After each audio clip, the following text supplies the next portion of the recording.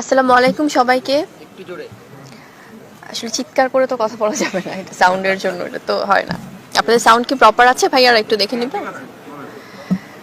তো এখানে আসলে মানে আমার মনে হয় যে সব ভালোবাসার পছন্দের মানুষরাই আছেন এখানে। যদিও সবাইকে দেখতে পাচ্ছি না আসলে ওই সাইডে লাইটের জন্য। সবাইকে আসসালামু আলাইকুম। এই এই সময় আপনারা সবাই এসছেন, আমরা অনেক কৃতজ্ঞ এবং আমরা অলরেডি জানি যে আমরা কেন সবাই আজকে একসাথে হয়েছি। ইকবাল ভাই, he is like my elder brother, আমার বড় ভাইয়ের মতো প্রচণ্ড স্নেহ করেন আমাকে, জানি, কারণ ওনার অ্যারেঞ্জমেন্টের দিক থেকে আসলে কখনো কমতি থাকে না ফিল্মে।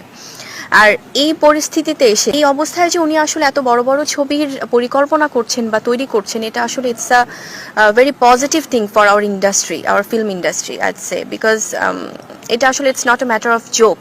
একটা মুভিতে এত কিছু দেখা বা লগ্নি করা, বা উনি কিন্তু